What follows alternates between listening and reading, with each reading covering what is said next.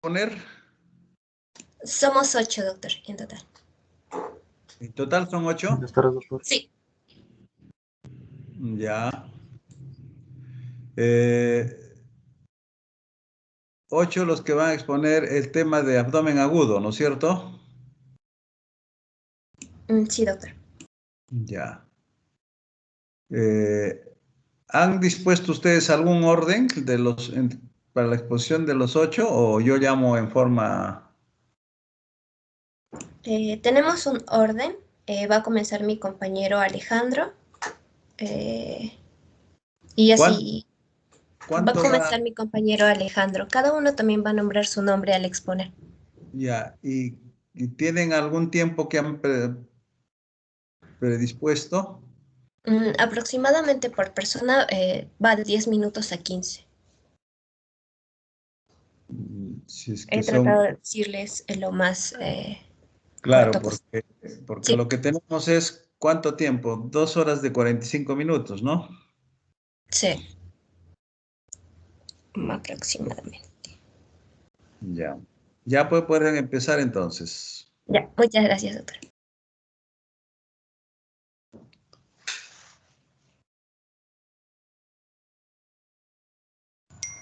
Buenas tardes, doctor. Buenas tardes, compañeros. Vamos a presentar el tema de abdomen agudo quirúrgico. Siguiente, por favor.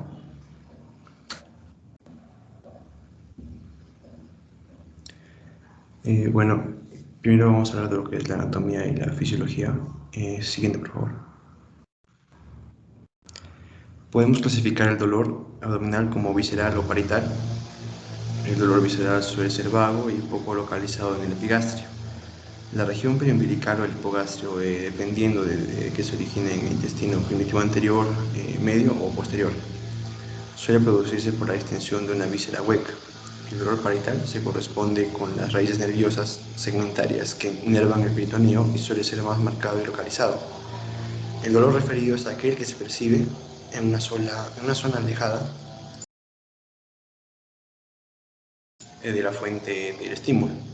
Es muy importante determinar si el dolor es visceral, parietal o referido. Normalmente es posible establecer esta distinción basándose en una análisis minuciosa. Siguiente, por favor.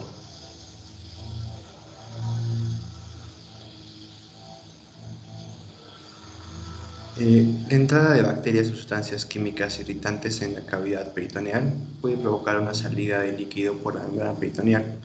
El peritoneo responde a la inflamación con un aumento del flujo sanguíneo, un incremento de la permeabilidad y la formación de un exudado fibrinoso en su superficie.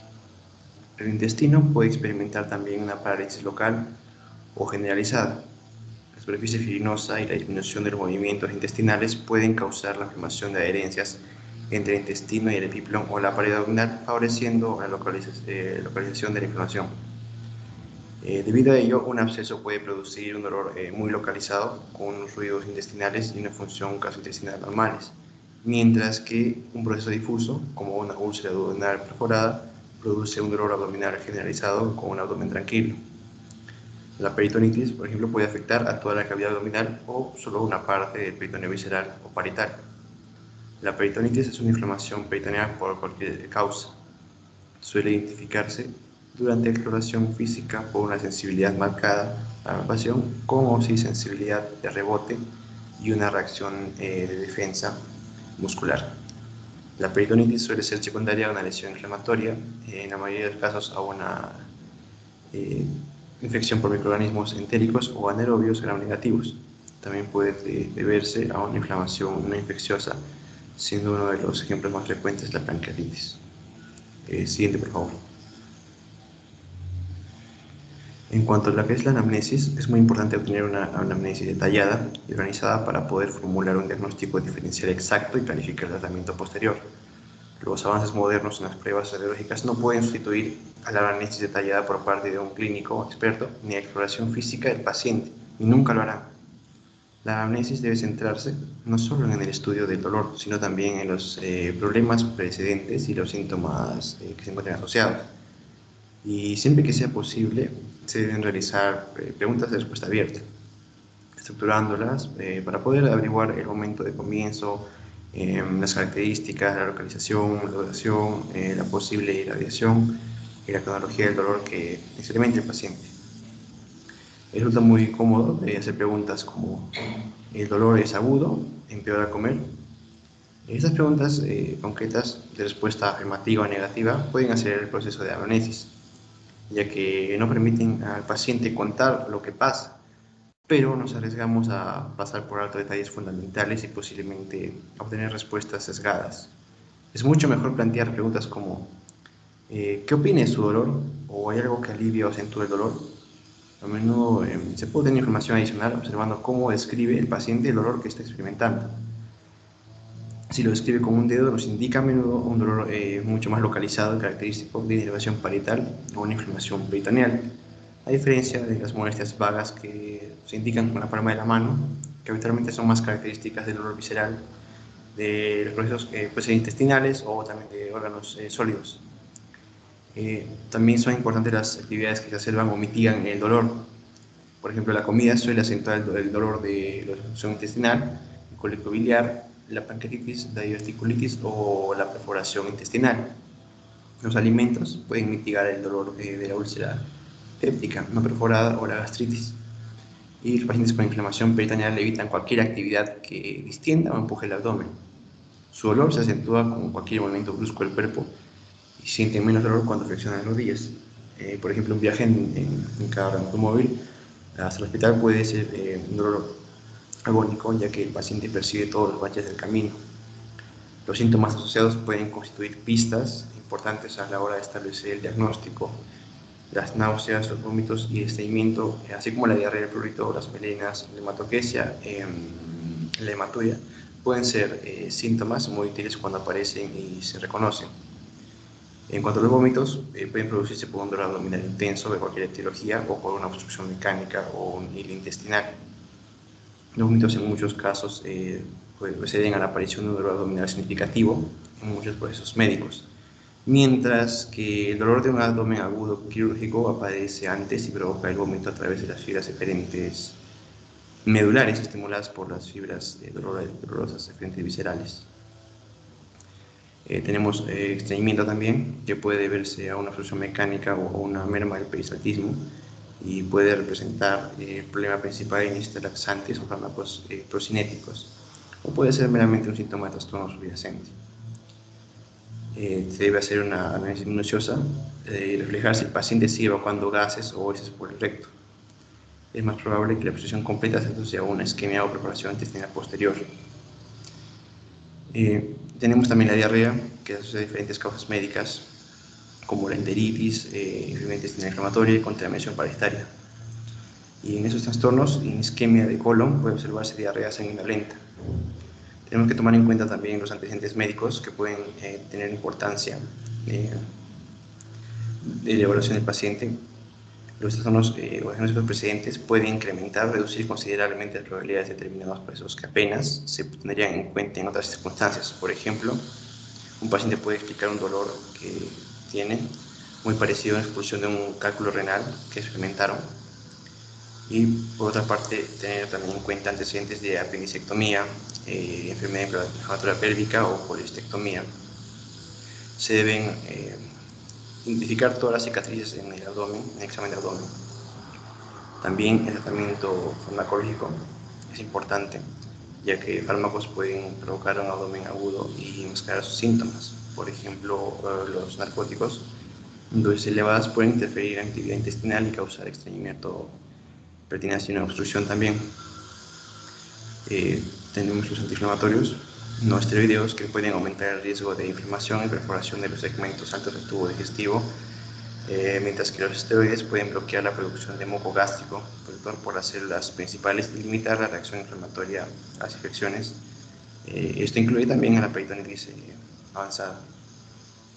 También tenemos a los inmunodepresores que incrementan el riesgo de diferentes infecciones. También los anticoagulantes se utilizan en pacientes de edad avanzada y pueden causar hemorragias digestivas, retroperitoneales o hematomas en la vaina del recto, y puede complicar la preparación preoperatoria del paciente. Y también, por último, tenemos a las drogas, que pueden influir Existe una correlación importante entre el alcoholismo y las coagulopatías, así como la hipertensión portal por el deterioro hepático. También es importante tener en cuenta la salud ginecológica de la mujer, y en concreto su historia menstrual, que tiene una importancia en la evaluación del dolor abdominal bajo en las mujeres jóvenes. Su historia puede influir considerablemente en las probabilidades de un embarazo ectópico, en un proceso inflamatorio, un dolor intermenstrual o una endometriosis grave. La intensidad y gravedad del dolor guardan relación con los daños subyacentes. Si tenemos un dolor agudo de comienzo brusco, debe hacernos pensar en trastornos como una perforación intestinal y una embolia arterial por isquemia, aunque existen otros procesos como es el cólico biliar, que también puede manifestarse de forma repentina. El dolor que aparece y se acentúa a lo largo de varias horas es típico de procesos de inflamación o infección progresiva, como es la colicistitis, la colitis o la obstrucción intestinal. Y si tenemos un empeoramiento progresivo en contraposición con los episodios de un dolor intermitente, puede ayudarnos a diferenciar entre los procesos infecciosos que empeoran con el paso del tiempo y el dolor espasmódico y de cólico asociado a las obstrucciones intestinales. Siguiente, por favor. Finalmente, tan importantes como las características del dolor son su localización y su irradiación. La lesión o inflamación de los tejidos puede causar tanto dolor visceral como somático. El dolor visceral de los órganos sólidos del abdomen es un dolor generalizado que se extiende por el cuadrante del órgano afectado, como el dolor hepático que abarca el cuadrante superior derecho del abdomen. En cambio, el dolor del intestino delgado se percibe como un dolor periumbilical poco localizado, y el dolor del colon se localiza entre el ombligo y la sínfisis del pubis. Cuando la inflamación se extiende y afecta a la superficie peritoneal, las fibras nerviosas parietales procedentes de la médula espinal transmiten una sensación focal e intensa. Esta inervación combinada es la responsable del dolor periumbilical difuso típico de la apendicitis precoz, que luego se convierte en un dolor focal intenso en el abdomen inferior derecho, localizado en lo que es el punto de McBurney. Y bueno, si el médico se centra en las características que tiene el dolor en esos momentos y no investiga concienzudamente su comienzo y progresión, pasará por alto estos datos muy importantes de la anamnesis. El dolor puede también extenderse mucho más allá de la zona afectada. Como hemos dicho, el hígado comparte parte de su inervación con el diafragma y puede provocar dolor referido al hombro derecho a través de las raíces nerviosas C3 a C5. Eso es todo de mi parte. Gracias. Bueno, vamos a proseguir con lo que es el examen físico. Mi nombre es Rosa Pérez. Siguiente, por favor. Ya. Entonces, vamos a tener que hacer una exploración física de lo que sería básicamente de una manera concienzuda y bien organizada, ¿no? ¿Por qué? Porque esto es fundamental para poder hacer un buen diagnóstico y también para ver los posibles diagnósticos diferenciales. Aunque es cierto que ahora contamos con muchas técnicas como sería la resonancia magnética o las tomografías, la verdad es que todavía nada ha superado la clínica en sí, ¿no? Y tampoco ha reemplazado todavía lo que sería la exploración física que tenemos que hacer. Ya después de eso, de ya tener lo que sería un diagnóstico presuntivo, en ese momento sí vamos a poder pasar a lo que serían las otras pruebas, como podrían ser las pruebas de laboratorio o las imágenes, ¿no? Entonces, vamos a tener que dividir esto por algunas partes y en primer lugar vamos a tener que hacer lo que sería un examen sistémico y en esta vamos a evaluar básicamente lo que sería el estado general del paciente. Vamos a medir sus constantes vitales, ¿no? Como es la temperatura, la frecuencia cardíaca, la frecuencia respiratoria. También vamos a tener que evaluar cómo se encuentra su hidratación y su estado nutricional, ¿no? Hay que tener en cuenta que hay bastantes pacientes que van a llegar deshidratados porque han tenido muchos vómitos, diarreas, por ejemplo, ¿no? Y esto nos va a orientar más o menos hacia cuál sería la gravedad de la situación, ¿no? Incluso vamos a poder observar que algunos pacientes pueden encontrar un color de piel que sea ictérico o cianótico. También vamos a poder encontrar algunas veces que se encuentren taquipneicos, ¿no? Y entonces todo esto nos va a poder ayudar. Después de esto ya vamos a pasar a lo que sería nuestro interés en sí, que sería el examen abdominal. Y como ya habíamos hecho esta en semiología, vamos a tener que hacer lo que serían los 4 pasos del examen: la inspección, la auscultación, la palpación y la percusión, ¿no? Entonces, en primer lugar, vamos a tener lo que sería la inspección. Ya vamos a realizar lo que sería una inspección general en primer lugar. Vamos a tener que estar observando todo la parte del abdomen. Vamos a ver si es que existe algún tipo de distensión, porque eso nos podría llevar a algunos otros diagnósticos, como podría ser la apendicitis, una diverticulitis, ¿no? E incluso una obstrucción intestinal. Y bueno, una diferencia importante que vamos a encontrar en estos pacientes es que al haber la distensión van a encontrarse lo que sería quietos y en una posición con las piernas flexionadas, ¿no? Y esto se va a hacer para que ellos tengan lo que sería reducir la tensión del abdomen y de esta manera evitar el dolor.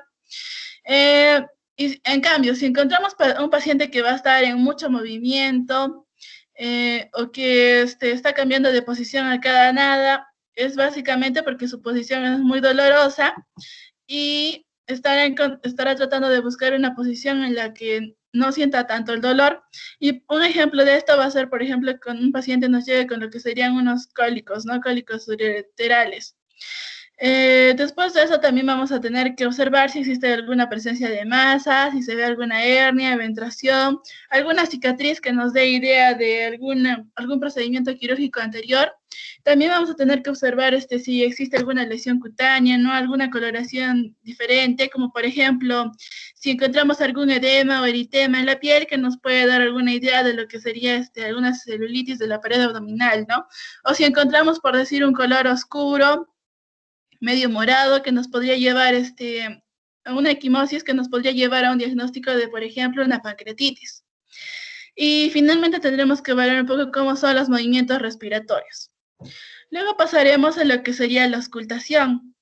La auscultación va a ser previa a lo que sería la palpación y la percusión, básicamente porque no queremos alterar lo que son los ruidos intestinales, ¿no? Entonces, ¿qué es lo importante de los ruidos intestinales? Tenemos que ver cuál es su frecuencia y cuáles son sus características o calidad de estos ruidos. Así, por ejemplo, si encontramos que el abdomen no genera ningún ruido, posiblemente estemos tratando de lo que sería un hilio o una obstrucción intestinal, ¿no? También podría tratarse de que hay como unos ruidos que se conocen como ruidos metálicos o ruidos de lucha, que podrían tratar de lo que sería un intestino hiperactivo, ¿no? Que podría ser símbolo, por ejemplo, de que el paciente esté pasando por una enteritis o tal vez una isquemia intestinal, ¿no? También hay que tener en cuenta que algunas veces vamos a escuchar el ruido del flujo sanguíneo, que puede tratarse, por ejemplo, en el caso de un aneurisma aórtico, o muchas otras veces vamos a encontrar lo que sería una estenosis de algunas arterias, ¿no? Y esto va a generar un ruido distinto al de los ruidos intestinales. Además, la auscultación también sería un momento ideal para que podamos evaluar el dolor también mediante la presión que podemos generar con el estetoscopio, ¿no? Entonces, digamos que vemos un paciente que está gritando como que con mucho dolor, ¿no? Pero al momento de hacer la auscultación, como que el paciente se calma o algo parecido, entonces podríamos pensar que va a haber una diferencia entre la palpación y la auscultación, algunas veces como para llamar la atención, ¿no? Entonces, por este medio ya podríamos estar tratando de ver cuál es el dolor del paciente. Luego pasaremos a lo que sería la palpación.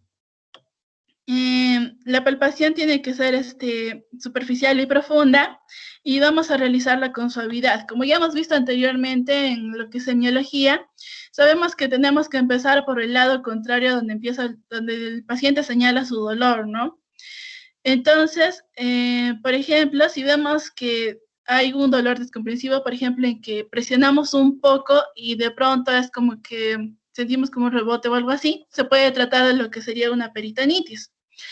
Pero hay que tener también en cuenta que hay muchos pacientes que no van a sentir dolor, como sería el caso, por ejemplo, de los ancianos, ¿no? Entonces, a los ancianos se les hace este signo en el que presionamos con fuerza la pared abdominal para ver si el paciente tiene el dolor. En cambio, en los ancianos esto no sucede mucho, ¿no? Entonces, en este caso, lo que vamos a tener que ver es si hay una gran contractura de lo que sería la pared abdominal. Ahora, hay que tener en cuenta que en un caso de peritonitis también, por ejemplo, tendremos que el dolor va a ser difuso y el abdomen se debe encontrar muy rígido, ¿no? Lo que sería como un vientre en tabla. Y ese dato también está ausente en lo que serían algunos pacientes mayores. Algo que nos puede ayudar en los pacientes mayores también es el hecho de que ya cuentan con una menor cantidad de grasa y un músculo más delgado, lo cual nos podría ayudar a localizar más fácilmente el dolor. También hay que tener en cuenta si el dolor es focal o si es extenso, ¿no? Si el dolor es focal, probablemente se esté tratando de que recién está iniciando la patología.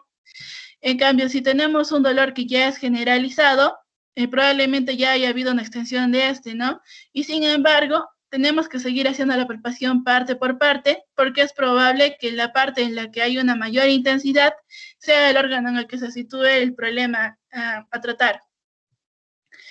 Luego de esto, hay que tener cuidado también si es que estamos tratando con lo que sería un aneurisma, ¿no? No generar mucha presión.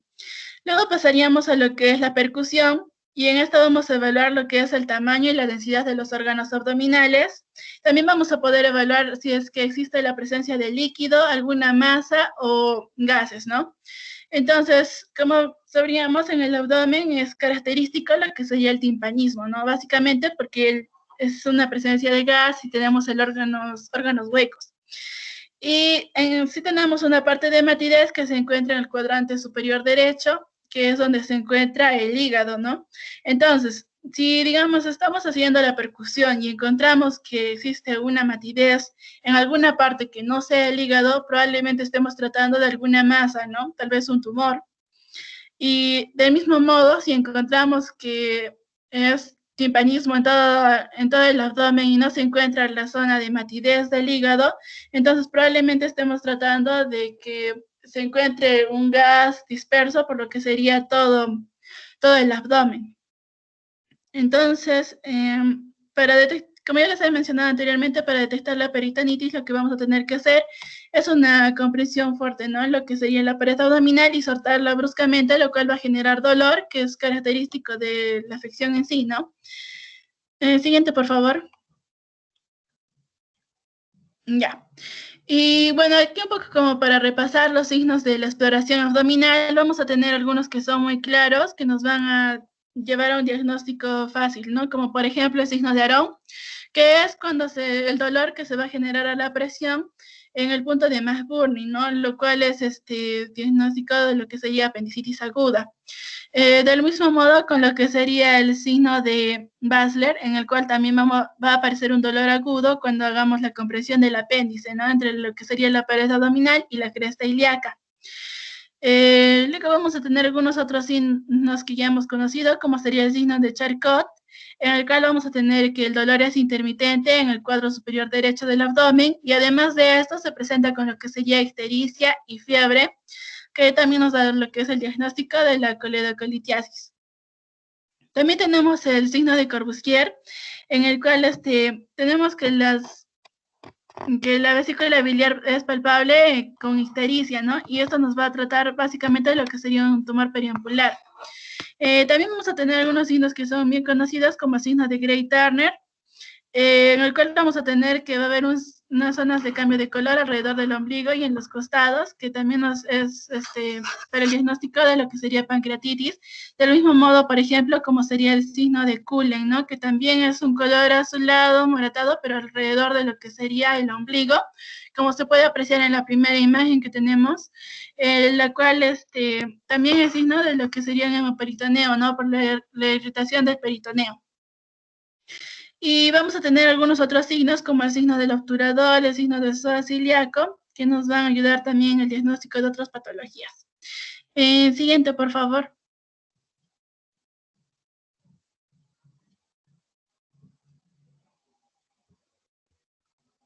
Ya. Y vamos a pasar a lo que sería también las pruebas de laboratorio.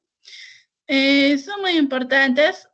Se me olvidó. Ya, tenemos que hacer también el examen genital, rectal y pélvico. Es muy importante realizar estos exámenes y se debe realizar en todos los pacientes que vienen con el dolor abdominal o lo que sería un abdomen agudo, ¿no? Es básicamente porque tenemos que ver si es que tiene algunas características, como por ejemplo que haya una ocupación de la ampolla rectal o que exista dolor en las paredes rectales. También nos puede ayudar a hacer algunos diagnósticos. Luego pasaremos a lo que serían las pruebas de laboratorio, En esta vamos a pedir lo que sería un hemograma. Vamos a pedir el recuento de los glóbulos rojos y también el recuento leucocitario, ¿no? Dentro de los glóbulos rojos es importante porque nos va a señalar, por ejemplo, la presencia de lo que es anemia, ¿no? Si tenemos anemia, podemos sospechar, por ejemplo, que el paciente está perdiendo sangre por alguna parte, ¿no? Tal vez una hemorragia. Tal vez también nos puede señalar que hay un proceso maligno, ¿no? También hay que tener en cuenta que si tenemos un paciente que está muy deshidratado, no vamos a encontrar una anemia, pero va a ser más que nada porque hay una disminución del líquido, ¿no? Dentro del recuento leucocitario vamos a encontrar muchas veces lo que sería la leucocitosis en varios casos. Luego, dentro de la bioquímica, lo que vamos a pedir es la glucosa, la creatinina, la urea, iones, y eso nos va a permitir valorar lo que sería el estado de hidratación del paciente, también para evaluar lo que sería su función renal, ¿no? Por ejemplo, si tenemos alteraciones entre lo que sería la urea y la creatinina, estaríamos viendo que habría un estado de deshidratación, una disfunción en este paciente. Luego también vamos a tener que ver iones como sodio, potasio y cloro, también relacionado a lo anteriormente mencionado, en la que, por ejemplo, los pacientes pueden venir con gran cantidad de vómitos, ¿no? También vamos a pedir los que son perfil hepático, amilasas, que no son específicos de pancreatitis, pero también nos pueden orientar un poco, ¿no? Luego vamos a tener que pedir una gasometría venosa, que es para evaluar lo que son las alteraciones del equilibrio ácido-base. Vamos a tener que pedir también pruebas de coagulación si sospechamos que el paciente tiene sepsis o algún problema con lo que sería el hígado. También, en caso se vaya a presentar el tratamiento quirúrgico, ¿no?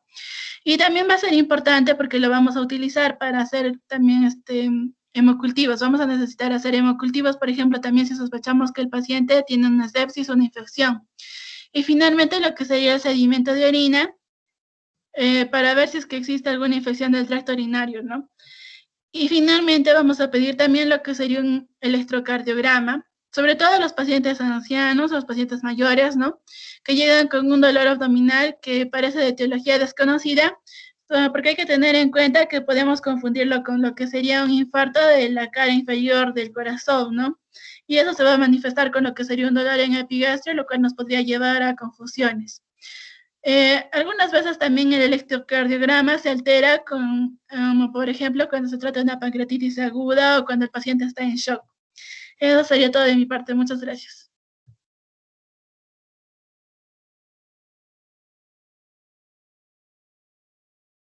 Continuando con las pruebas de imagen.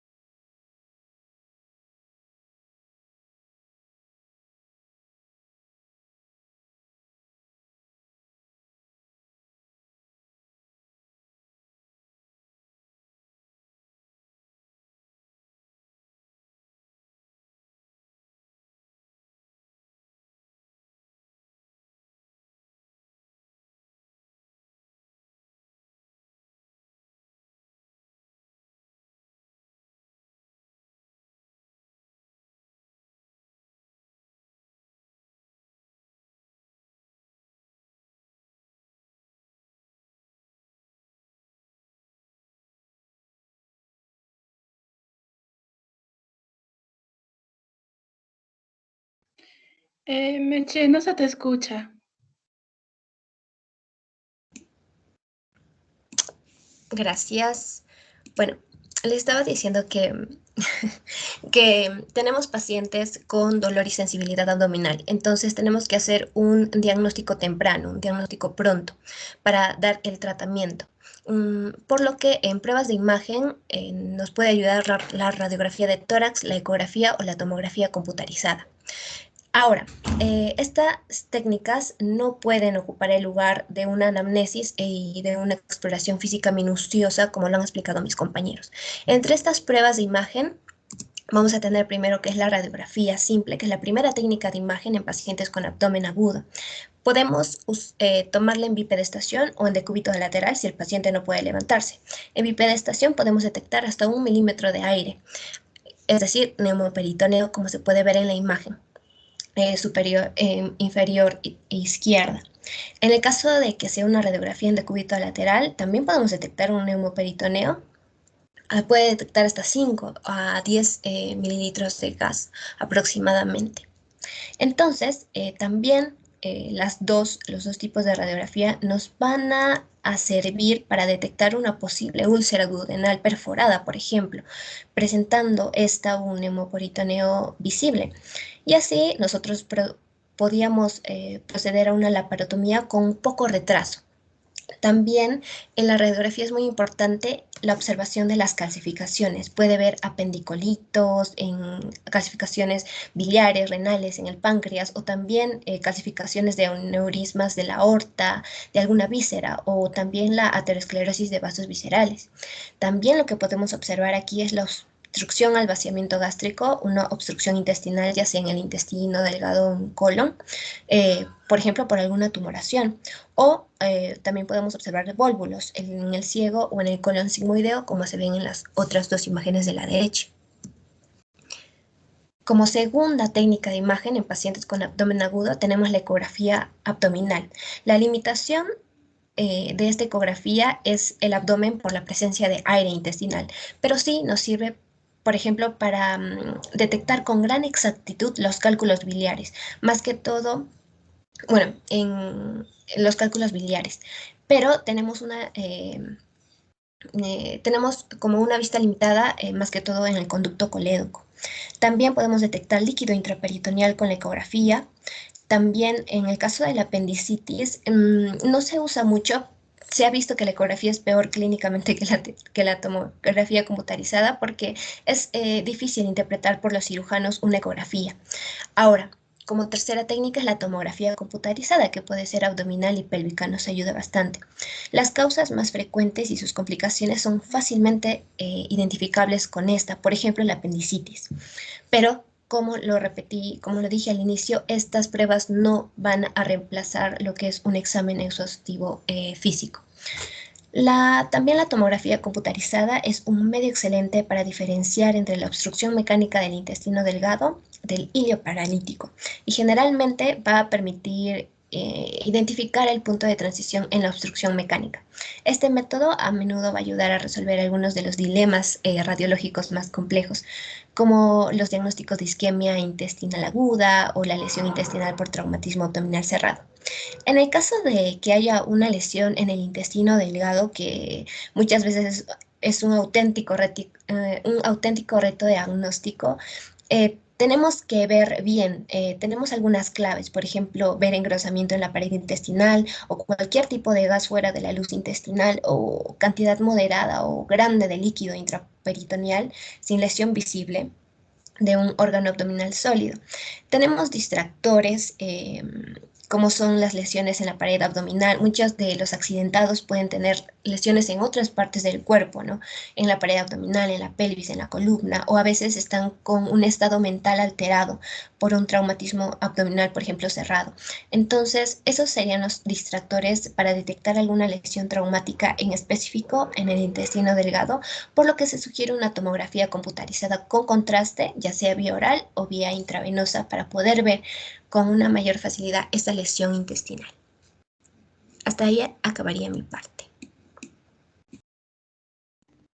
Bueno, yo voy a continuar con el control de la presión intraabdominal, la laparoscopia diagnóstica y diagnóstico diferencial.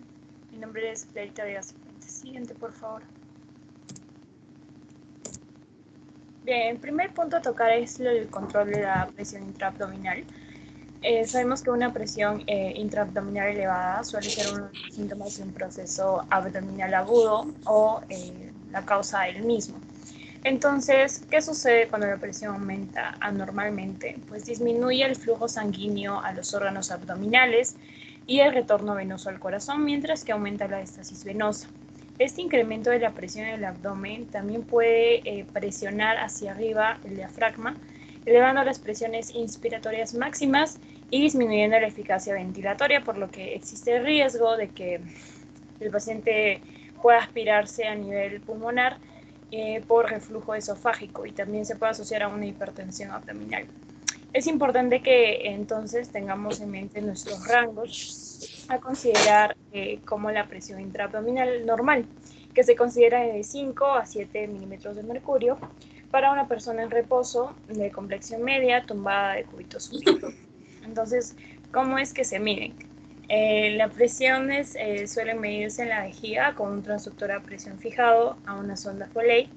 Las lecturas de la presión se obtienen al final de la expiración tras instilar 50 ml de suero salino en la vejiga vacía.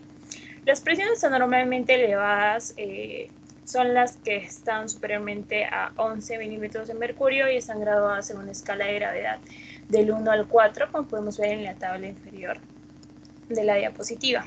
Ahora, ¿cómo es el manejo? En el caso del grado 1 y 2 de la hipertensión abdominal, casi siempre puede tratarse adecuadamente con intervenciones médicas, con sonda nasogástrica o laxantes. También se puede utilizar lo que son los enemas, la evitación de alimentos a nivel enteral, la aspiración con sonda de líquido acítico, la relajación de la pared abdominal y el uso prudente de líquidos a nivel endovenoso y hipotónicos.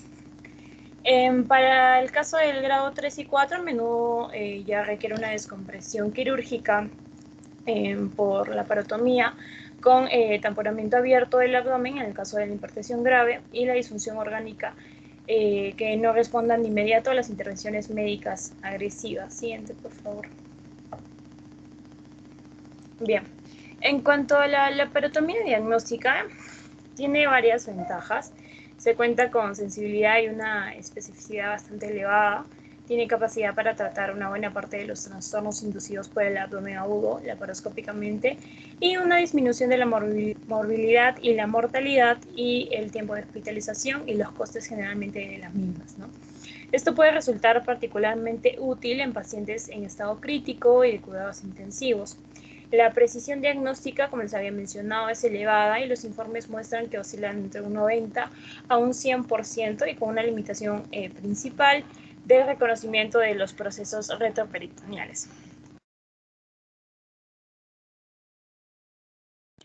Bueno, en cuanto a la comparación de otros estudios diagnósticos, es favorable que se resista una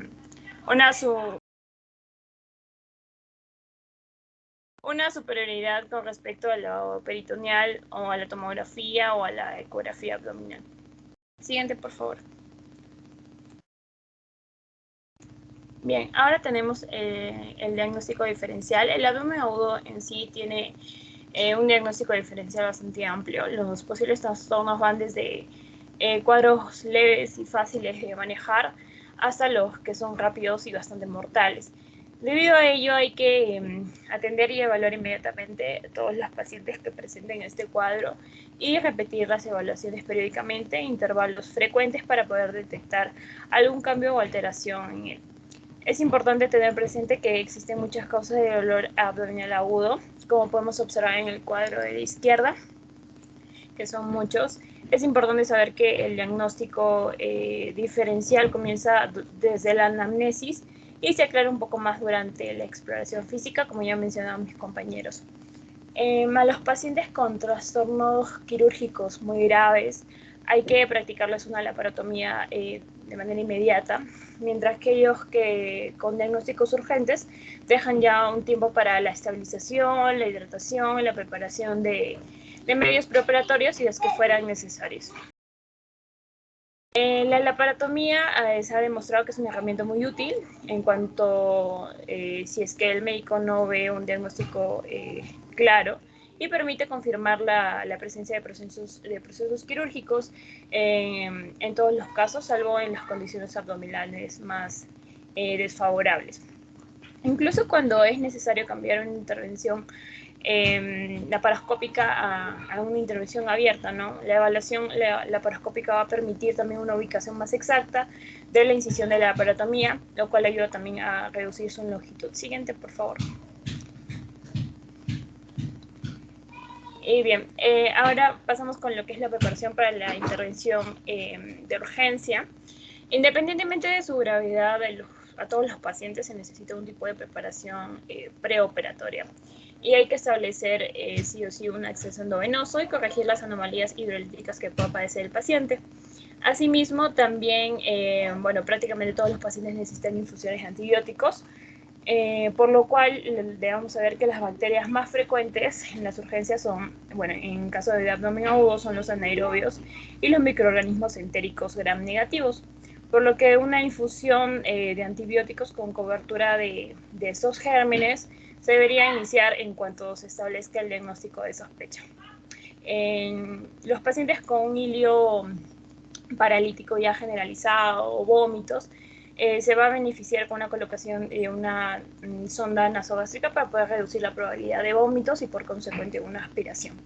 En la mayoría de los casos está indicada la colocación de la sonda vesical de Foley que les había mencionado para determinar la excreción urinaria del paciente y que sea un parámetro que nos indica la eficacia de la reanimación hídrica. En el caso de la excreción urinaria preoperatoria, si es de 0.5 ml por kilogramo por hora y el paciente posee una presión arterial sistólica de 100 milímetros de mercurio como mínimo y un pulso de 100 latidos por minuto o menos, nos va a indicar un volumen intravascular adecuado. En el caso de acidosis secundaria a la isquemia o de infarto intestinal, puede ser refractaria también al tratamiento preoperatorio. En el caso de la colocación de un catéter venoso central, puede facilitar también la reanimación y permitir una corrección acelerada de la concentración de potasio. No es habitual observar una anemia significativa y normalmente no es necesario las administraciones de sangre durante la cirugía, pero siempre es importante consultar el grupo sanguíneo y en la mayoría de pacientes pueden preparar sangre que sea compatible para la operación. Eso sería todo por mi parte. Muchas gracias.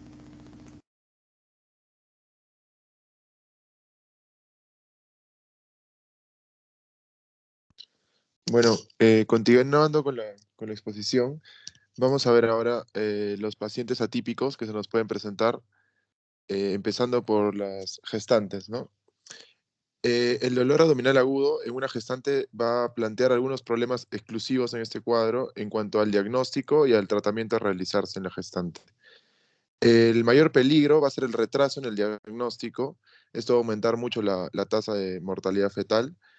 El retraso en el diagnóstico se puede dar por varios factores, dentro de los cuales pueden ser que los síntomas que presenta se le atribuyan a la propia gestación.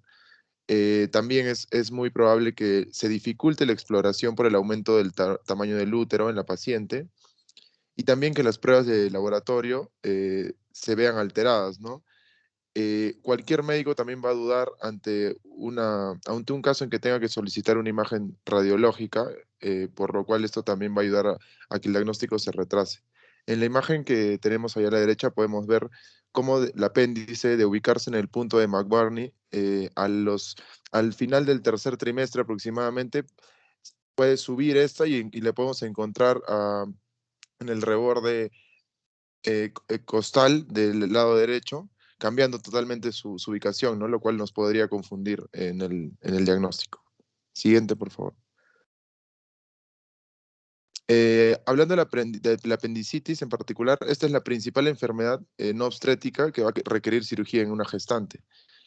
El diagnóstico, como ya dijimos, va a ser un poco más complicado que en una persona que no esté gestando, ya que solamente del 50 al 60% de los pacientes van a presentar la presentación típica de la apendicitis, ¿no? Con dolor en la fosa ilíaca derecha, con náuseas, con vómitos, con anorexia. También nos va a dificultar el diagnóstico que las pruebas analíticas nos pueden dar error, ya que en el embarazo una leucocitosis sobre 16.000 puede considerarse normal, y en una persona que no esté gestando por encima de 10.000 podríamos decir que ya es una leucocitosis que nos alarmaría de una apendicitis, ¿no? Después, la principal técnica que vamos a tener de diagnóstico va a ser la ecografía para diagnosticarla en una embarazada, pero la resonancia magnética va a ser más sensible y si se pudiera recurrir a esta, no solo se va a reconocer el apéndice, sino también el aumento de tamaño de esta. Vamos a ver si hay inflamación o no en el apéndice y si hay líquido presente también. Debido a todas estas dificultades que presenta el diagnóstico de una apendicitis en una mujer gestante, el porcentaje de las apendicectomías negativas va a ser muy superior al caso de las no gestantes, ¿no? Muchas veces se va a entrar y no va a estar la apéndice inflamada como pensábamos primeramente. Siguiente, por favor. Después de la apendicitis, el segundo cuadro en las gestantes que va a ser más frecuente va a ser los trastornos en las vías biliares. Los síntomas van a presentarse igual que en una no gestante y la prueba que nos va a ayudar al diagnóstico va a ser la ecografía. La colecistectomía laparoscópica va a ser la técnica quirúrgica a elección en estos casos. Y si el trastorno de las vías biliares fuera una pancreatitis por cálculos biliares, esta es en la que la pérdida fetal puede llegar hasta el 60%, ¿no? Es de los más graves. Siguiente, por favor. En tercer caso de frecuencia, vamos a encontrar las obstrucciones abdominales, que no son tan frecuentes como las obstrucciones en las vías biliares ni la apendicitis. Sobre todo, dentro de las obstrucciones vamos a encontrar adherencias y vólvulos. Los signos y síntomas van a ser los característicos que una no gestante, pero en presencia de un cólico que rápidamente presenta una distensión abdominal, debemos considerar este diagnóstico en una gestante, ¿no? Existen 3 periodos en el embarazo donde el riesgo de obstrucción va a aumentar. Entre la semana 16 y la 20, el útero va a crecer y va a sobresalir por encima de la pelvis. Este cambio del tamaño puede presentar una obstrucción abdominal en ese periodo de tiempo. De la semana 32 a la 36, donde desciende la cabeza fetal, como podemos ver en la imagen, este es otro de los periodos en el que aumenta el riesgo de obstrucción y en el posparto inmediato también aumenta el riesgo. Siguiente. Listo. Bien, buenas tardes. Vamos a continuar con la exposición. Mi nombre es Miguel Bustamante Cárdenas. Siguiente, por favor. Bien, respecto al abdomen agudo en la población pediátrica, hay que saber que la apendicitis es una de las causas fundamentales de abdomen agudo en este grupo de edad, aunque también rara vez podemos encontrar la presencia de cálculos u obstrucciones intestinales, que en general es una patología más común en las personas adultas. Podemos incluir dentro del diagnóstico diferencial, por ejemplo, la invaginación a nivel intestinal, sobre todo cuando se trata de niños menores de 3 años, donde es la principal causa de abdomen agudo. La gastroenteritis por perforación, la gastroenteritis o la perforación por cuerpos extraños, la intoxicación alimentaria, la presencia de divertículos de Meckel y la colitis por Clostridium difficile son las causas posibles en las que podríamos considerar dentro del grupo de diagnóstico diferencial. Para poder diagnosticar el abdomen agudo en la población pediátrica vamos a tener un reto, un obstáculo, se podría decir así, que va a ser conseguir una análisis precisa, ya que los niños no suelen brindar detalles muchas veces por la edad que tienen o porque les es difícil poder expresar las molestias o la intensidad que puedan sentir de dolor, también por el miedo. Entonces, lo adecuado es que esta anamnesis sea exhaustiva y se traslade a los padres o a la persona que vive con el niño, ya que ellos no van a poder brindar datos de importancia. Dentro de la selección de las pruebas diagnósticas y el tratamiento, estos van a estar condicionados también por la edad del paciente. En lo posible se deben realizar o evitar, mejor dicho, las pruebas que induzcan o produzcan radiación ionizante, sobre todo en niños pequeños, salvo que la ocasión pues así lo amerite. En sospecha de apendicitis, por ejemplo, se puede utilizar la ecografía como herramienta de primera línea, sobre todo para evitar, por ejemplo, la tomografía computarizada, por lo mismo que habíamos dicho, de evitar la radiación ionizante. Incluso hay estudios que muestran que la ecografía por sí sola nos puede dar más del 50% de los diagnósticos de abdomen agudo sin necesidad de recurrir a la tomografía, y esta ya la podríamos dejar para el descarte o en caso de duda. Siguiente, por favor. Bien, respecto al abdomen agudo en los pacientes en estado crítico, hay que tener en cuenta que muchos de los trastornos subyacentes y los tratamientos que tienen lugar a nivel de la unidad de cuidados intensivos van a predisponer a lo que es el abdomen agudo. Los pacientes que están en estado crítico generalmente no pueden apreciar sus síntomas igual que las personas que van a estar sanas. Y esto se va a deber, por ejemplo, a problemas nutricionales, inmunitarios, a pacientes que están sometidos a analgesia narcótica o también a esquemas de antibiótico-terapia. Muchos de esos pacientes van a sufrir alteraciones mentales o también van a estar intubados y obviamente no van a poder proporcionar información detallada cuando la requerimos. Se ha correlacionado también, por ejemplo, los cuadros de derivación cardiopulmonar con diferentes trastornos a nivel abdominal de tipo agudo. Existe, por ejemplo, una correlación entre lo que es la reducción del flujo sanguíneo de la derivación cardiopulmonar con lo que vendría a ser la isquemia mesentérica, también con lo que es el hilo paralítico, el síndrome de Ogilvy o las úlceras pépticas por estrés. También está asociada a lo que es la colicistitis alitérgica aguda y lo que es la pancreatitis aguda. También existe una relación, de acuerdo a pacientes que están sometidos al consumo de fármacos vasoactivos, a la ventilación asistida y hipoperfusión, que va a condicionar pues, a mayor riesgo de que estos pacientes que están en estado crítico presenten agudo. Cuando un paciente es ingresado en una unidad de cuidados intensivos y sufre una complicación a nivel abdominal, esta puede tener un efecto considerable sobre su evolución. Entonces, por lo tanto, es muy importante sospechar y consultar lo antes posible con el especialista, en este caso el cirujano, a fin de poder aumentar las posibilidades de recuperación del paciente. Para el diagnóstico se debe recurrir a los métodos clínicos, así también como los métodos auxiliares, por ejemplo, la ecografía, la paracentesis o también la laparoscopía, a fin de poder intervenir precozmente en caso fuere necesario. Siguiente diapositiva, por favor. Bien, respecto al abdomen agudo en pacientes inmunocomprometidos, los pacientes que están inmunocomprometidos pueden tener manifestaciones iniciales y muy variables en caso de que presenten ese tipo de patología. Esta variabilidad va a depender del grado de inmunosupresión al que estén sometidos. Ahí tenemos, por ejemplo, los pacientes ancianos, malnutridos, los diabéticos, los que han recibido o son receptores de trasplantes con tratamiento de mantenimiento rutinario, pacientes oncológicos, pacientes con insuficiencia renal, pacientes con VIH que tengan más de 200 linfocitos CD4 por milímetro cúbico, generalmente experimentan un compromiso leve a moderado. En este grupo vamos a ver que van a sufrir los mismos trastornos e infecciones que generalmente las personas que son inmunocompetentes. Pero sus manifestaciones, debido a las características que he mencionado, normalmente pueden ser atípicas. Entonces, por ello, el diagnóstico se torna un poco más complicado. Por ejemplo, el dolor abdominal y los signos y síntomas sistémicos se van a correlacionar con el desarrollo de una reacción inflamatoria. Pero, sin embargo, en estos pacientes suelen ser incapaces de poder iniciar una respuesta inflamatoria completa. Entonces, por ello, por ejemplo, experimentan menos dolor abdominal, tienen retraso en la aparición de fiebre y la constitución va a estar amortiguada. Luego tenemos el otro grupo, que son los pacientes que sufren un compromiso grave. Y dentro de ello vamos a encontrar los receptores de trasplante que han recibido altas dosis de tratamiento para evitar el rechazo durante los últimos 2 meses, los pacientes que son oncológicos que están actualmente en tratamiento con quimioterapia, aquellos que tienen neutropenia, los pacientes con VIH pero que tengan menos de 200 linfocitos CD4 por milímetro cúbico, van a ser los que manifiestan su enfermedad en una fase muy avanzada y a menudo con poco dolor o incluso no pueden tener dolor. Tampoco van a experimentar fiebre y pueden tener síntomas constitucionales muy vagos, ¿no? Que no nos van a hacer sospechar y generalmente sufren un colapso sistémico aplastante donde ya es muy difícil poder recuperar al paciente.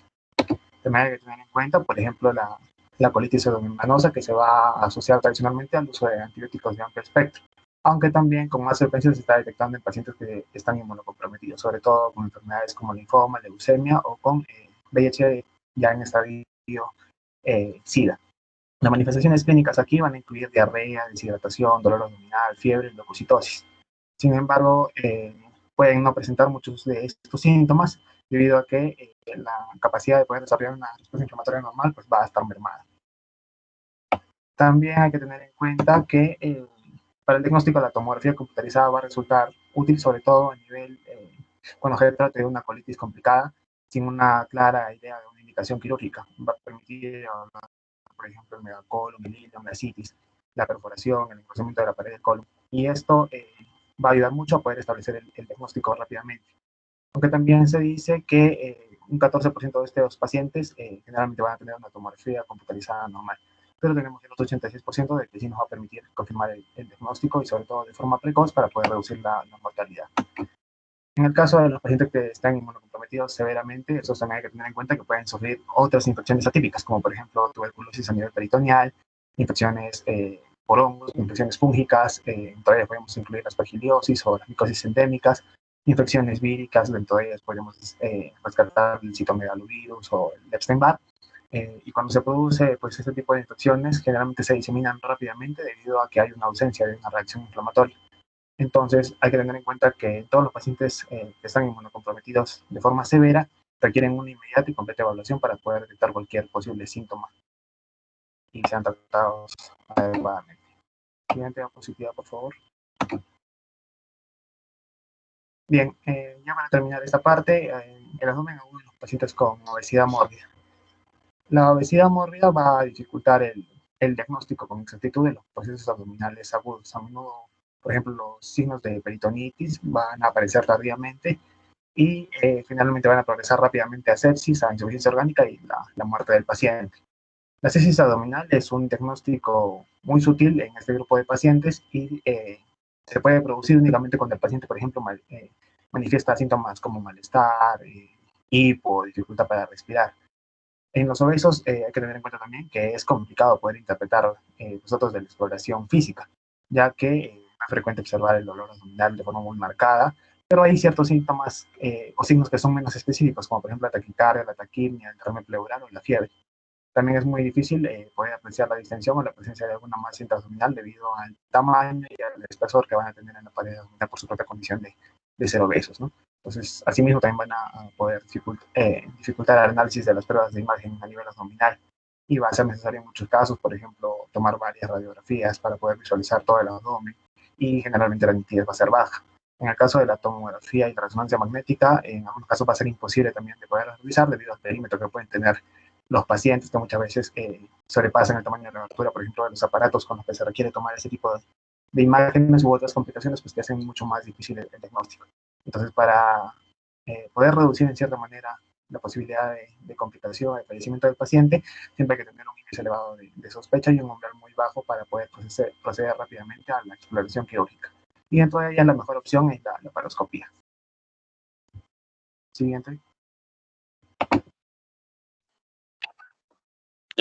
Para continuar los algoritmos, mi nombre es Jonathan Vega Onque, y bueno, los algoritmos de tratamiento lo que buscan es facilitar el diagnóstico y acelerar el tratamiento. Ahora, dos cosas importantes antes de comenzar de eso, ¿no? Es que, bueno, estos algoritmos han sido hechos gracias a formularios en ordenadores para hacer el diagnóstico más exacto. En comparación con el diagnóstico médico, se ha visto que es mucho más preciso, en 20%, y constituye entonces una manera más útil, más rápida, ¿no? Por otra parte, también todos estos algoritmos van a tener como base también el anamnesis, la exploración física, y porque esa es la parte también muy importante y que no va a perder importancia, ¿no? Y al final, la decisión final del abordaje quirúrgico siempre va a tomar el médico, ¿no? Al siguiente diapositiva, por favor. El primer algoritmo es para el tratamiento del dolor abdominal grave de comienzo agudo. Bueno, inicialmente debemos comprobar la presencia de signos peritoneales. Ahora, en caso de ausencia, y encontramos adicionalmente acidosis, un aumento de la concentración de lactato, tenemos que hacer una tomografía computarizada en busca de una isquemia arterial para una posterior operación, y si se encuentra en condiciones normales, se puede considerar una angiografía, o otra entidad es la trombosis venosa mesentérica, que va a necesitar un tratamiento con anticoagulación. Por otro lado, si hay signos peritoneales, enseguida una radiografía abdominal para descartar presencia de neumoperitoneo o también su ausencia. La presencia de neumoperitoneo es una indicación quirúrgica, y en el caso de no encontrarlo, podemos administrar al paciente una papilla de contraste hidrosoluble para descartar la existencia de fuga o una fuga contenida. Es importante el conocimiento de esto para una intervención o tratamiento antibiótico, ¿no? El segundo algoritmo es también para el tratamiento del dolor abdominal, pero en este caso de un inicio gradual, ¿no? Aquí la alteración de la amilasa y la lipasa van a indicar una probable pancreatitis. Valoramos esta de acuerdo si es leve, un tratamiento asintomático, lo que se indica, y si es moderado, ya podemos considerar, ahora si es grave y hay ausencia de shock, una tomografía computarizada. Ahora, ¿qué pasa si se presenta fiebres y las pruebas funcionales hepáticas se encuentran normales? La evaluación clínica también puede, tal vez no determina una colangitis, entonces había un tratamiento antibiótico y también una evaluación, ¿no? Para poder aplicar una colangiopancreatografía en retrógrada endoscópica.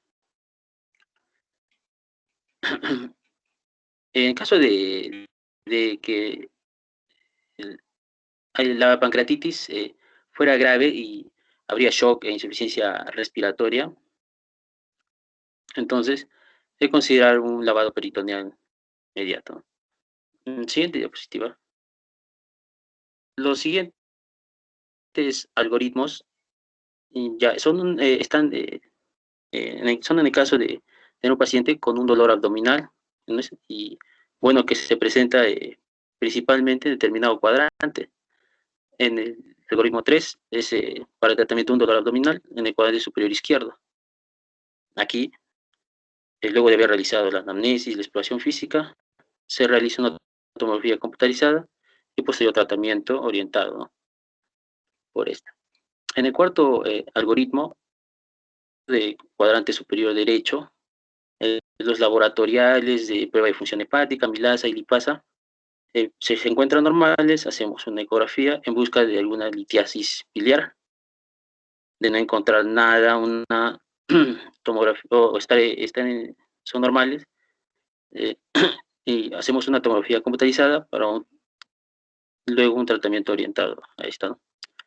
Pero, ¿qué pasa también si hay una alteración de pruebas de la función hepática? Nos obliga a hacer una ecografía para ver si los conductos biliares están dilatados. Luego debemos decidir si realizar una tomografía frente a una colangiopancreatografía retrógrada endoscópica y luego un tratamiento. Y si los conductos biliares se encuentran normales, lo recomendable es una tomografía computarizada y luego el tratamiento orientado a esto. Siguiente diapositiva. Este es el quinto algoritmo para el dolor abdominal en el cuadrante inferior derecho. Aquí vamos a considerarlo si es hombre o mujer, ya que si es mujer, tenemos que tomar importancia en los antecedentes ginecológicos. Puede que esté embarazada, o también puede que se trate de una infección urinaria o una apendicitis. Enseguida se toma la tomografía computarizada y si es en el caso ya de ser positivo, una apendicitis, ya es indicación de un abordaje quirúrgico por la laparoscopía o laparotomía. Y en caso de ser negativo, un tratamiento orientado por los hallazgos que encontremos en la tomografía computarizada. Ahora, si el paciente es hombre, en este caso los diagnósticos diferenciales van a ser un poco más reducidos, más cerrados, y las manifestaciones coherentes que se presenten con un diagnóstico de apendicitis ya nos podrían indicar prácticamente un abordaje quirúrgico, y en este caso decidir si una laparotomía frente a una laparoscopía. ¿Qué pasa si tenemos manifestaciones equívocas? Entonces, aquí ya se complica, ¿no? Es mejor realizar una tomografía computarizada para hacer un tratamiento posterior, ¿no? Orientado.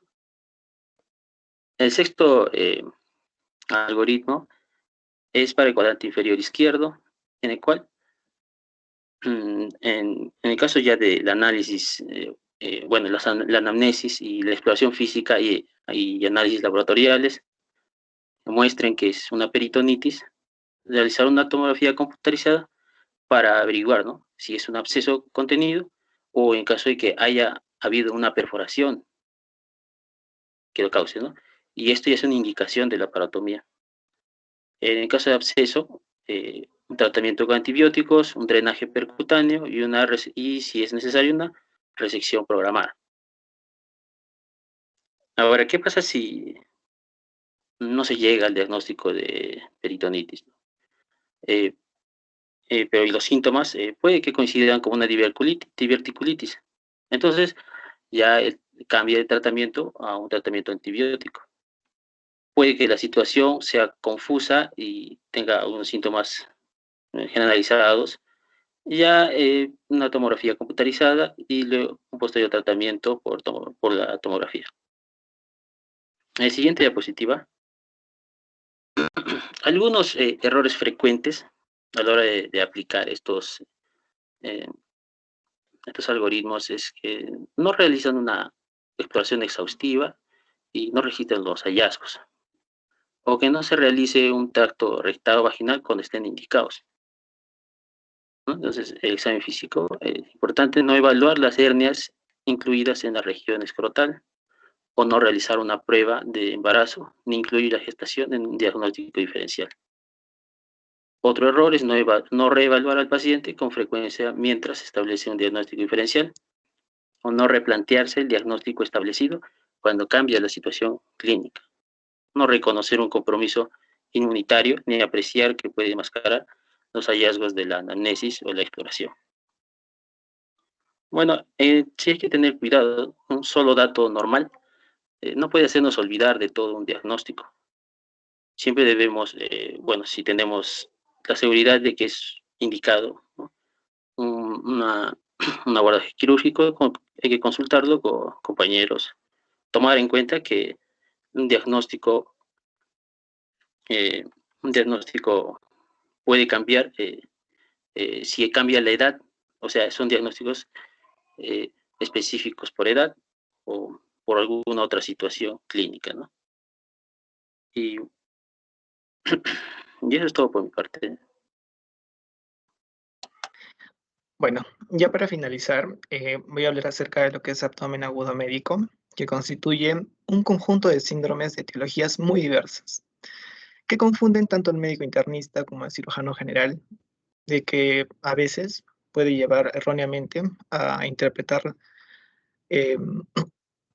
a interpretar mal los resultados, ¿no? Siguiente, por favor. Bueno, abdomen agudo médico se define como un síndrome clínico con dolor abdominal de causa desconocida, que tiene menos de una semana de evolución y que se resuelve con tratamiento médico. Según la fisiopatología, el dolor abdominal, síntoma carnal del abdomen agudo, es de 3 tipos: visceral, somático y referido. El dolor visceral se origina por estímulo del peritoneo visceral a través de sus receptores y es transmitido por vía simpática a las astas dorsales de la médula y de allí a los centros nerviosos superiores. Se produce por estiramiento o contracción de una víscera hueca, por distensión de la cápsula de órganos o de un órgano macizo, por isquemia o por inflamación. Es sordo, es mal localizado y puede ser percibido en el abdomen a distancia de la víscera afectada. El dolor somático es originado por estímulo del peritoneo parietal, la raíz del mesenterio y la pared abdominal. Y las fibras somáticas de los nervios espinales lo transportan hacia la médula. Se localiza en el sitio de la lesión. Este dolor es intenso, de aparición brusca, y se agudiza con los movimientos. El dolor referido se origina en las estructuras viscerales y musculares. Es conducido por axones propioceptivos y termina en el asta dorsal. Allí también convergen los estímulos conocidos por los axones somáticos aferentes de la piel. El cerebro no discrimina cuál axón ingresa el estímulo y proyecta la sensación de la piel. Siguiente, por favor. Mecanismos que producen el dolor abdominal. Bueno, un primer mecanismo tenemos la inflamación del peritoneo parietal. Un segundo mecanismo, obstrucción de la víscera hueca. Y tercer mecanismo, trastornos vasculares. El primer mecanismo de inflamación del peritoneo parietal, el tipo de dolor aquí es constante, de referencia exacta, ya que se localiza en la zona afectada. La intensidad va a depender del tipo y la cantidad de adenoxa frente a los que expone la superficie peritoneal afectada. Por ejemplo, una liberación súbita en la cavidad peritoneal de líquido gástrico ácido y estéril produce mayor dolor que la materia fecal, la cual es neutra y contaminada. La secreción pancreática produce más dolor e inflamación que la misma cantidad de bilis estéril que no contiene enzimas como la secreción pancreática. La sangre y la orina son tan poco irritantes que pueden pasar desapercibidas, a no ser que se vuelquen a la cavidad peritoneal en forma brusca y masiva, ¿no? La contaminación bacteriana produce dolor leve al comienzo. El dolor de la inflamación peritoneal aumenta invariablemente con las modificaciones de posiciones del paciente. Por eso, en el examen físico, con la palpación, tanto la compresión y descompresión, con la tos o estornudos, son los motivos por el cual los pacientes con peritonitis tienden a estar quietos en la cama, a diferencia de los pacientes con un dolor cólico que están inquietos. Otra característica es la contractura de la musculatura abdominal en la zona del segmento corporal afectado. La existencia de este signo semiológico depende de la velocidad de producción de daño, de la noxa, de la localización y de la integridad del sistema nervioso. Luego, obstrucción de la víscera hueca, ¿no? Que acá el dolor espasmódico que se produce por obstrucción del intestino delgado se suele localizar a nivel peri o supraumbilical. Es de carácter difuso. Cuando el intestino comienza a dilatarse, la naturaleza espasmódica del dolor es menos evidente, ¿no? Cuando la obstrucción es por estrangulación, el dolor puede irradiarse hacia la zona lumbar inferior por tracción del mesenterio. Cuando la distensión es colónica, el dolor es menos intenso e irradia a zonas lumbares. La obstrucción súbita de la vía biliar produce un dolor constante, que no tiene característica espasmódica. La distensión vesicular produce dolor en el hipocondrio derecho irradiado a la región posterior. El dolor por dilatación de los conductos pancreáticos es de localización similar a la distensión coleociana, con la diferencia que aumenta con el decúbito y se alivia con la posición erecta. La obstrucción de la vejiga produce dolor de poca intensidad, pero molesta y constante en el hipogástrico. Por el contrario, la obstrucción ureteral produce dolor intenso en la zona suprapúbica y en los flancos, irradiado a los genitales externos y ocara interna de los muslos. El siguiente, por favor. Aquí vamos a encontrar los trastornos vasculares, ¿no? Que si bien los trastornos como la ruptura de un aneurisma de aorta abdominal o la obstrucción arterial aguda de la arteria mesentérica superior pueden producir dolor de aparición brusca e intensa, no siempre se cumple. La aparición del dolor abdominal irradiado a la región sacra, flancos, genitales y ocara interna de los muslos nos debe orientar a un aneurisma aórtico complicado. El dolor de la pared abdominal es constante e intenso, aumenta con los movimientos y no está relacionado con la ingesta. El cuadro más frecuente es el hematoma de la fascia de los rectos, el cual suele ser más frecuente en pacientes que están anticoagulados. Siguiente, por favor. Bueno, acá tenemos algunas causas de abdomen agudo médico. Lo vamos a dividir en causas abdominales y extraabdominales. Dentro de las abdominales hay dos tipos, ¿no? De afección de contenido y de afección de pared. En lo que corresponde a afección de contenido, tenemos la patología gastroduodenal, intestinal, hepática, pancreática y de mesenterio, dentro de las cuales destacamos las enfermedades ulceropéptica, dilatación intestinal, hepatitis viral aguda, pancreatitis aguda, paniculitis mesentérica, respectivamente. Y dentro de la afección de pared tenemos a los hematomas, las infecciones y los traumatismos. Siguiente, por favor.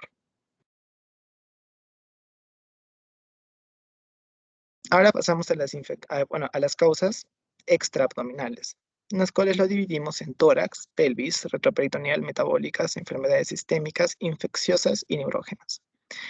En tórax podemos encontrar neumonía, neumotórax, pelvis, dilatación vesical, enfermedad inflamatoria pélvica. En la parte retroperitoneal podemos encontrar los cólicos renales, la pielonefritis. En enfermedades metabólicas podemos encontrar la uremia, la diabetes, la insuficiencia suprarrenal. En enfermedades sistémicas encontramos el lupus eritematoso sistémico.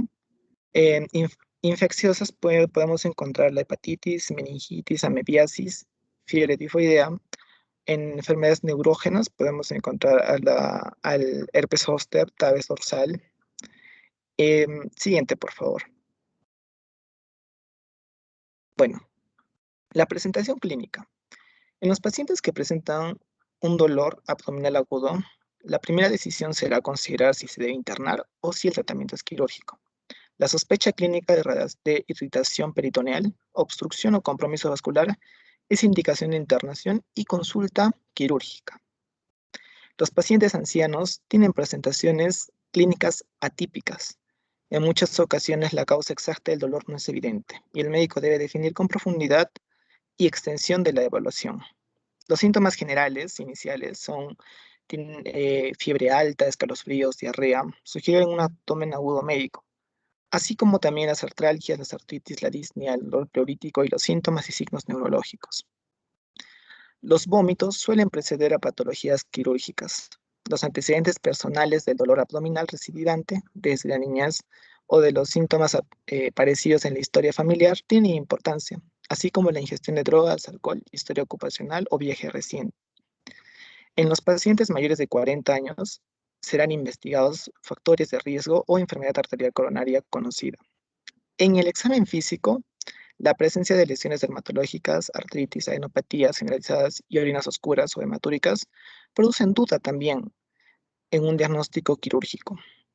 La semiología respiratoria y cardiovascular tiene importancia para descartar patología torácica con sintomatología abdominal. En muchas ocasiones, la causa exacta del dolor no es evidente y el diagnóstico diferencial deberá definirse fundamentalmente con un abdomen quirúrgico, para lo cual es necesario recurrir a estudios complementarios. Esa situación es más frecuente en los pacientes ancianos que tienen presentaciones clínicas atípicas. Siguiente, por favor. Dentro de los procedimientos diagnósticos deberá seleccionarse en base a los datos obtenidos por el interrogatorio, un buen examen físico y los medios disponibles en cada institución. Laboratorial tenemos el hemograma, coagulograma, ionograma, amilasemia, hepatograma, glucemia, test de embarazo y orina completa. Los exámenes radiológicos, una radiografía de abdomen simple, de pie, radiografía de tórax, ecografía y tomografía si la institución dispone de la misma. Y bueno, eso sería todo en esta exposición. Muchas gracias.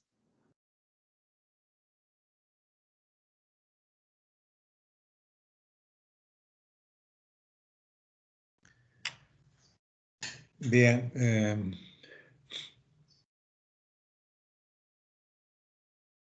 Pasamos a lo que son preguntas de sus compañeros. Si tienen alguna duda, alguna pregunta, podemos pasar para que hagan las preguntas y sus compañeros hagan las aclaraciones o digamos, completar de repente la parte de la información. ¿Alguna pregunta?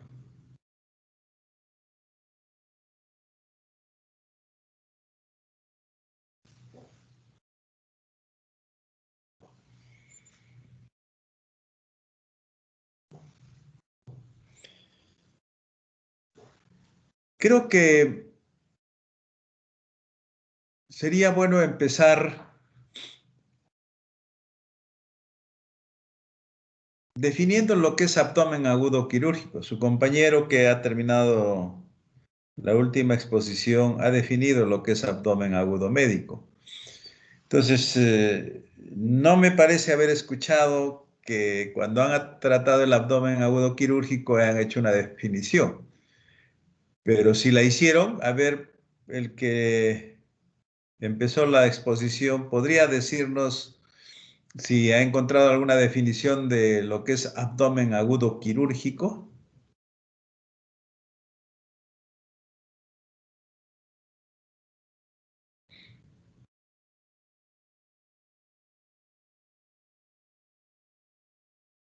¿Qué compañero empezó?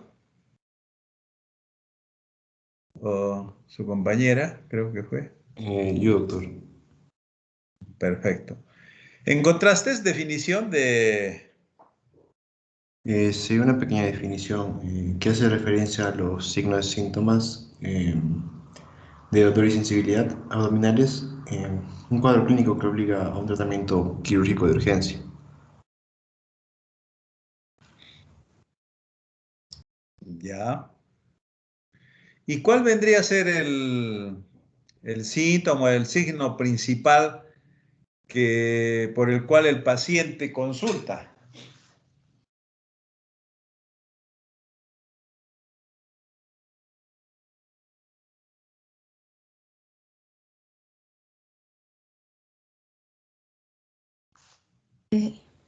El dolor abdominal, doctor, o de sensibilidad abdominal.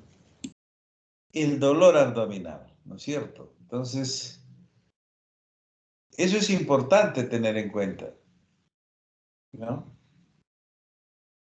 Y entonces en la definición tiene que estar incluido eso del dolor abdominal.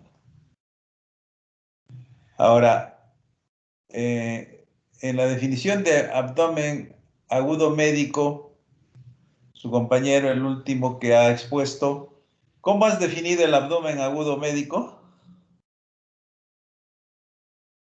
Doctor, abdomen agudo médico lo definí como síndrome clínico con dolor abdominal de causa desconocida que tiene menos de una semana de evolución y se resuelve con tratamiento médico. Ya. Entonces, ¿esa es una definición que has encontrado en algún texto de la bibliografía o alguna revisión que has hecho? En la bibliografía, doctor. ¿Pero de quién? ¿De qué autor? En Saiston. Saviston. Ya. ¿Y Saviston no define el abdomen agudo quirúrgico?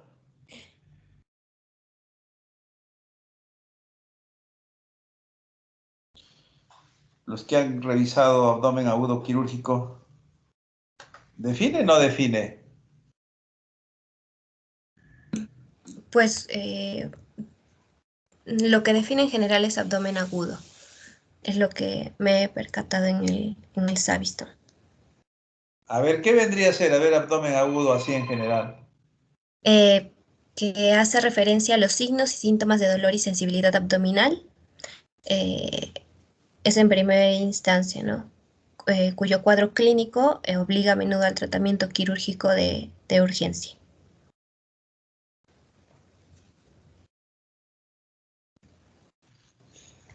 Ya.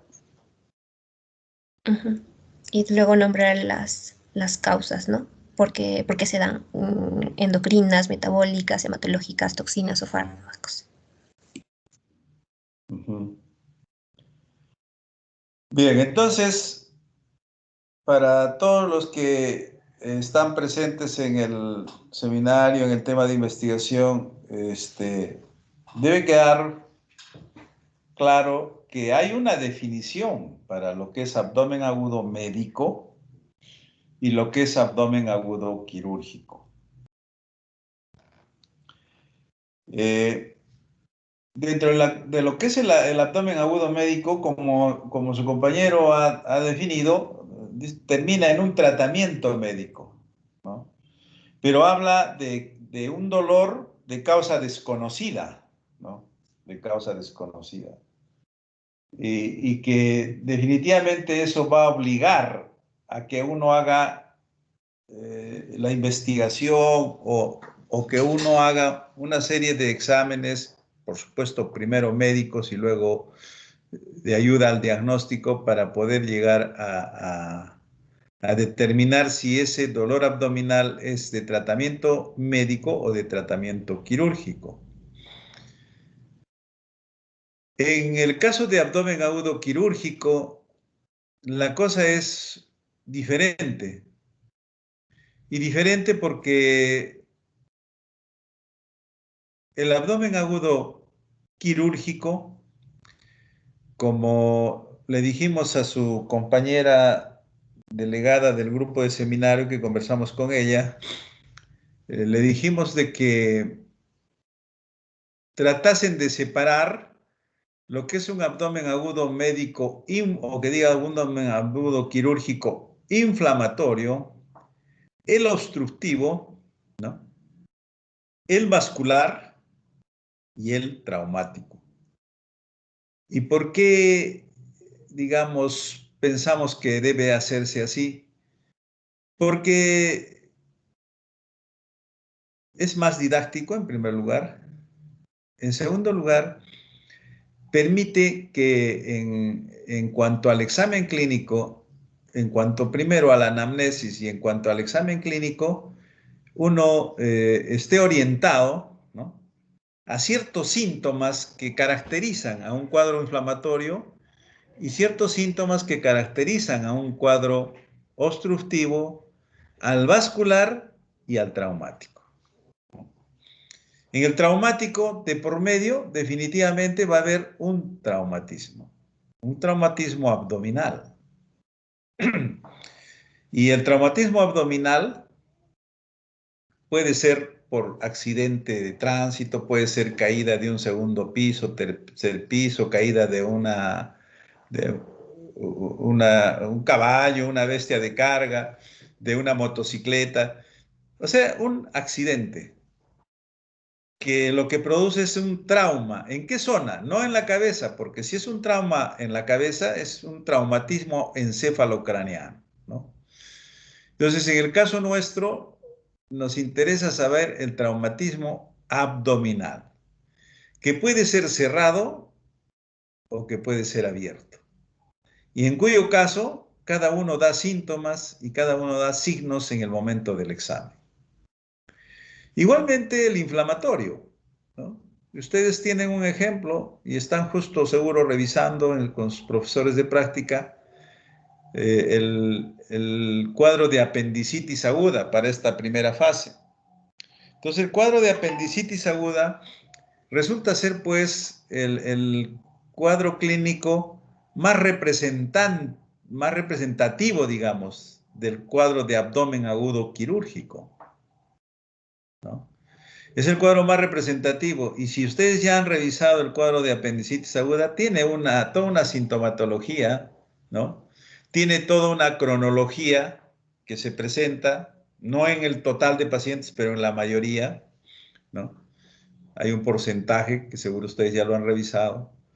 En el examen clínico hay un dolor que tiene nombre y apellido, un punto doloroso que es el punto de Mahburny, ¿no?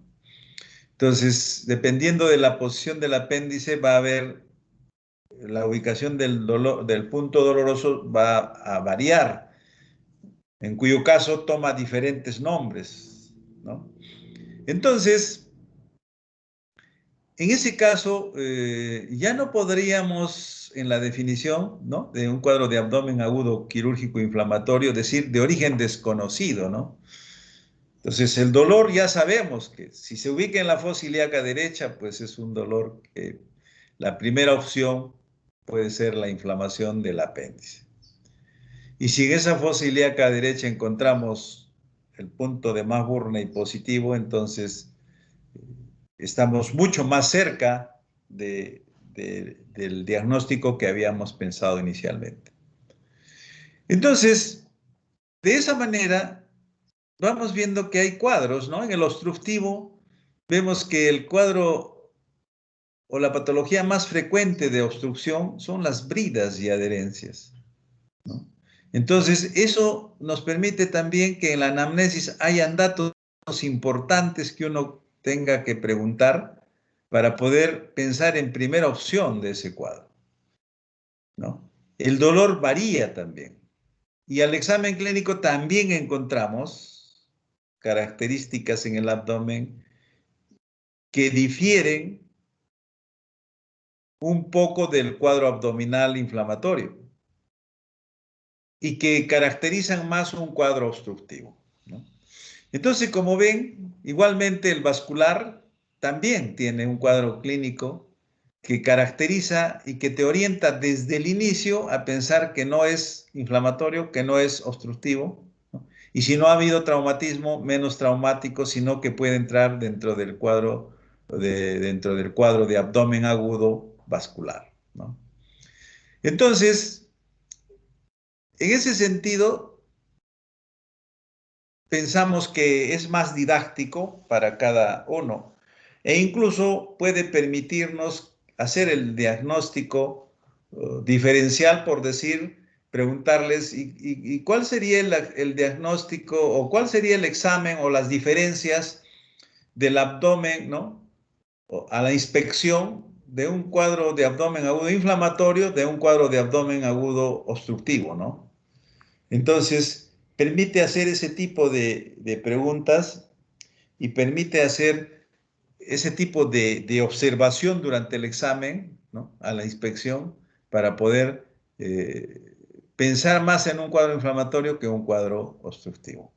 Por supuesto que todos los elementos, como sus compañeros han mencionado, que es una buena historia clínica, una buena anamnesis, un buen examen clínico, eso nos orienta mucho más a llevar o a acercarnos más al diagnóstico. Entonces, pensamos que didácticamente uno entiende mejor el cuadro de abdomen agudo cuando lo vemos así. Cuando lo vemos globalmente, ¿no? Entonces, un poco que puede resultar confuso, salvo que a medida que uno ya va familiarizándose más con el tema, tenga mucho más pacientes a quienes hace anamnesis y examen, entonces te hace ver ya el panorama de abdomen agudo, ¿no? Más claro y te permite ver, ¿no? O te permite pensar que sea de un cuadro, que se trate de un cuadro de abdomen agudo médico o quirúrgico. Si nosotros vemos claramente que es médico, entonces, como cirujanos descartamos lo quirúrgico, entonces el cuadro de abdomen agudo médico pasará a otras especialidades, que son las médicas, quienes harán todos los estudios respectivos. Si es quirúrgico, quedará en manos nuestras. ¿Y quedará para qué? Para llegar a un diagnóstico y tomar la decisión quirúrgica que solucione el problema del paciente, que evite desenlaces fatales y que el paciente se pueda recuperar con un buen pronóstico. Entonces, este tema de abdomen agudo es un tema prácticamente el que abarca toda la patología quirúrgica abdominal, ¿no? Porque como ustedes han visto, abarca temas desde lo que son dolores a nivel esofágico, a nivel del abdomen, ¿no? A nivel de hígado, estómago, intestino delgado, intestino grueso, ¿no? Entonces, eso nos permite un conocimiento mucho más amplio, ¿no? de toda esta patología y que cuando ustedes estén haciendo su internado, definitivamente van a tener que estar pensando, porque con toda seguridad, si están rotando por la especialidad de medicina interna, tendrán que ustedes diferenciar si es un dolor abdominal, o sea, un abdomen agudo médico o quirúrgico. Si es médico, lo pasarán a cirugía, o quirúrgico a cirugía. Y cuando estén en cirugía, al revés, ¿no? Si viene un cuadro de abdomen agudo, si no es quirúrgico y es médico, lo pasarán o lo transferirán a medicina para que haga los estudios respectivos. Si es ginecológico, pasarán a ginecología para que hagan todos los estudios, ¿no? Referente a patología ginecológica y que sea de necesidad quirúrgica, ¿no? Y si ustedes están haciendo pediatría, también. Cuando estén haciendo pediatría, ustedes van a tener pacientes, niños que van a venir con vómitos, con dolor abdominal, con deposiciones sueltas, con diarrea, y ustedes van a tener que diferenciar si ese cuadro por el que viene el niño es médico, ¿no? Es de tratamiento médico, o si es un cuadro de tratamiento quirúrgico, pudiendo ser una apendicitis, una intususcepción, un cuadro obstructivo. Entonces, como ven, en cualquiera de las especialidades que estén rotando cuando hagan su internado, van a tener que lidiar con esto que es el famoso dolor abdominal, de necesidad o de tratamiento médico o de tratamiento quirúrgico.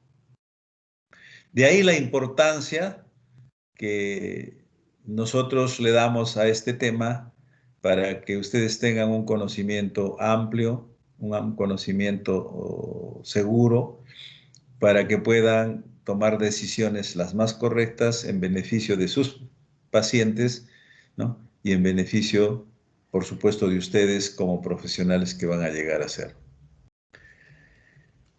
Muy bien, entonces, Vamos a dar por terminado el seminario con la felicitación del caso al grupo que ha hecho la exposición, ¿no?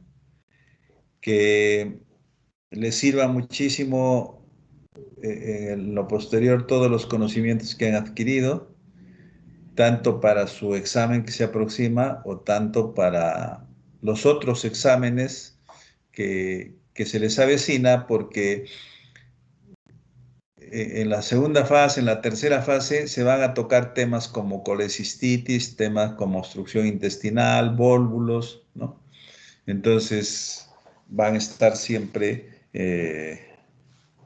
revisando estos temas de abdomen agudo.